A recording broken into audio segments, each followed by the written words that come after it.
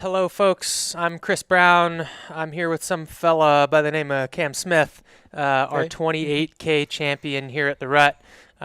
Just coming off an excellent performance, his second in 2 days. Cam was our champ in the VK yesterday, and a convincing champ in the 28K this morning. Third time in a row for you, 2020, or not in a row technically, Yeah, but yeah. third time for you, 2021, 2022, and now 2024, 28K champ.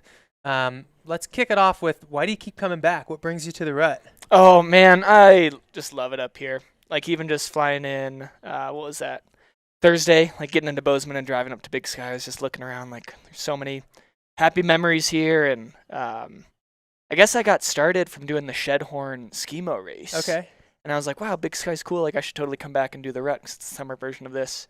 And then yeah, 2021 was that first one and I was like, wow, this is the first time I've done a race that is the kind of running that I like to do for fun. You know, like you're running on ridges and climbing peaks, and there's, yeah, tons of people out, which, I have for all my training runs, lots of spectators and, Yeah, and absolutely. volunteers. But anyway, yeah, it's just the kind of running I like to do for fun, like climbing cool peaks and, yeah, just being in special places like that. So the course is really what hooked me on it. And then now that I've come a few times, like I'm so excited to see everyone that's out here. And yeah, it's just such a good vibe up here. Yeah, spoken like a true skimo athlete. This Yeah. is your type of course. Yeah. Yeah, well, we're stoked to have you. You broke through yesterday in that VK. Haven't finished on top of the podium until yesterday in that one. So, what's it mean for you to come back and get the win there? Yeah, that was great. I mean, so Adam Peterman and the David Sinclair beat me the other two times, but Yeah, that's a tough, yeah, for sure. tough break there. But I didn't feel like I had totally put it together in the VK yet. I'm always traveling the day before, like trying to make it work with Yeah. work and everything, and then missing last year, like you alluded to. So I tore my ACL meniscus Hmm. 2 winters ago. Then also had a shoulder surgery this winter, so I've missed most of the last couple years, and so was just really excited to get back to it. And I couldn't tell you what worked out different physically. Like I think the lesson is if you're not having success but you're motivated and stoked, you should just keep trying because you never know when you'll break through. Yeah, right on, Yeah. man. Well, speaking of things that were working well, I want to lay a little bit of a statistic on you. These aren't exact, I don't have them right in front of me, but during the live stream, I was looking at some of the splits just to kind of see how you guys were moving against each other. Yeah. And the bottom line is at the bottom of the climb up to Lone Peak, you had Mhm. about a 90-second lead on those Okay. guys. And at the Yeah. top, it was over 6 minutes. Oh, So tell me about that. Was that an intentional choice to make the move there? yeah, it was. Okay. Of I really thought that, I guess, like specifically, my thought was if I can get to the bottom of that ridge with a lead Mhm. and start pouring it on there, it would be really, really hard to beat me. Yep. I didn't know that the gap It went was out pretty that huge. much. Yeah. Yeah. But that's the stuff I love, dude. Of Cool. like the steep, nasty climbing and the slower and harder and Yeah. yeah, Yeah. grosser it is, the more I like it. That section from the base to the top of Lone Peak was only about, I think, 90 seconds slower than how you did it Oh, yesterday. cool. So yeah, Nice. it just really felt like you were having deja vu from yesterday, and really Sweet. we're getting in the zone of kind of repeating the effort. Yeah. So yeah, tell me nice. more about, we've narrowed in on that one section, but tell me a little bit more about how the day played out. You went out in the lead. Was that intentional? Did you want to establish a lead early, or did you want to key off other people, or what was kind of the overall strategy? Yeah, I woke up this morning stoked to throw down, and I Mhm. wanted to see if I could break some kind of record, or whether it was a personal record or a course record or whatever it was here. And a lot's changed with the course and with the conditions, and some good, some bad. Like it was cooler, and the trail's a lot nicer. I think it's beautiful, the new addition, like wrapping back under what's that big chute or big couloir in the Something winter, like that, whatever yeah. the ski run is.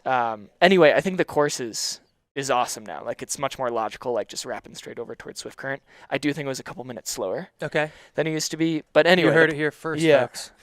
Well, I think the course was, but the conditions were so good. Yeah. And the course is nicer. But anyway, the point I'm trying to make is woke up just wanting to throw down. I was like, I'm gonna do something today. I don't know what it is. So And on that so note, since you did want to throw down, you're attempting to get out relatively aggressively. Did you exactly. feel yesterday in your legs in those first couple miles? No, I really like doing back-to-back races as Cool. long as there's not a ton of like hard, fast downhill Mhm. before.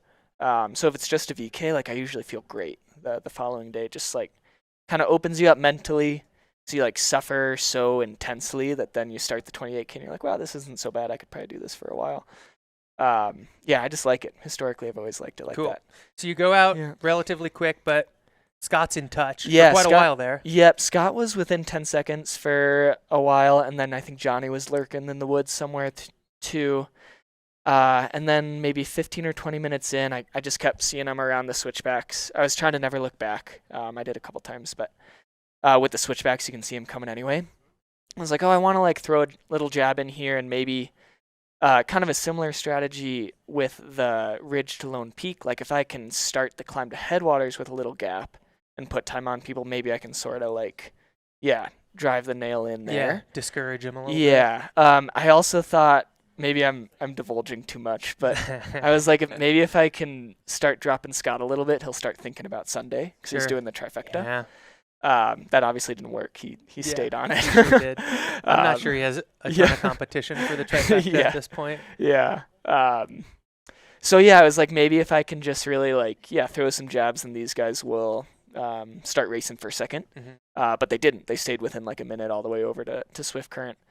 So I thought like, wrapping around back over to Swift Current, I didn't want to push it too hard on the downhill so that I would have something for that climb, hoping that would be where I could try to make the difference again. And then, apparently it worked there. And then, Yeah, so you had a big gap Yeah. at the top, and then, at that point, you're pretty much alone. You're running your own race. You're no longer seeing these guys on the switchback. So what's the mentality and the strategy from that point? oh, I had no idea where they are. Like Yeah. someone coming towards the top was like, wow, big gap. And I'm like, never big enough. And every time like I heard a rock turn, I thought it was, one of them making Yeah. a big comeback, or like I thought I would hear like a little cheer after I'd passed the aid station. Like, wow, like they must be right there. I'm always trying to convince myself that they're just around the corner, and Yeah. I got to keep racing. So I truly had like fooled myself into thinking they were right there the whole Yeah, time. that's Yeah. honestly a pretty good spot to be in, but that is one of the disadvantages, of course, about being out front is you don't have any information on the folks behind you. Yeah. So, I mean, sometimes when you're in second, the information you get from volunteers is pretty unreliable, so it's almost Yeah. better to know nothing. Well, and I'm always telling myself like I'm sure it's wrong. Yeah. They're like, oh, you have a 3-minute gap. I'm like, I bet it's 45 seconds. Yeah. Yeah. So I'm just always trying to do little tricks like Yeah, that. that's yeah. definitely the right mindset. So, Yeah. at what point were you pretty confident that you did actually have it wrapped up? Starting the final descent, so with like Okay. 5 minutes left. But so like we had done the long descent. And I know Scott and Johnny are great downhill runners. You should have seen Um, Johnny on the technical. That's what I keep the hearing, technical dude. Yeah, I'm descent. really excited Yeah, to go back I and don't know watch if the you've heard live the stream. comparison yet, but we were talking about like those inflatable, like wacky The arm wacky guys. wavy inflatable armbands. That's yeah. exactly the precise term for it. Yeah. Yeah, Yeah. that was him on the technical down. Nice. Yeah, I'm stoked to go watch that because you're like Yeah. the third or fourth person Yeah. that's told me that, Yeah. so I'm excited to see it. But anyway, I was like, okay, they probably were flying on that downhill, and they're right there, of course. And there's sort of that gradual-ish road climb and then gradual descent, so you Mhm. can go pretty fast in both those areas. And I thought I would just sort of like, kind of like tempo it, like not really quite race it, because I didn't think anyone was going to make time up on me going up, even if I wasn't going totally all out right there. And then I thought if I was running like 5:45 miles, Mhm. which is like hard, but it's not totally all out because the road's pretty nice, and someone made up ground, then they would have to be going really hard to do so. And so sort of my reason for doing that was I didn't want to like totally run out of energy reserves on that little climb, and I didn't want to trash my legs on the little down, thinking that no matter what, nobody would get way ahead of me before that final steep climb. Mhm. And so I was really just setting myself up to just nail that final like Yeah. 10-minute climb, whether there was someone with me or off in the distance somewhere. So I was just trying to set myself up to like run that last climb super hard. So for you today, it was really about getting the win, and not so much. So the course record or any sort of historical times, not so much in your head as just making sure you do make all the right choices in order to win the thing. Yeah, I mean that's priority number one, and then like you see what time there is, Yeah. or see what time you ran after the fact. Yeah, totally. Mhm. Well, awesome, man. I'm glad you had a great experience out there. I heard you mentioning earlier about a potential incident at Moose Track's aid station. Is there something you'd like to say to those kind volunteers Yeah, I out want to there? say I'm sorry and thank you so much. I couldn't. So, okay, here's what happened.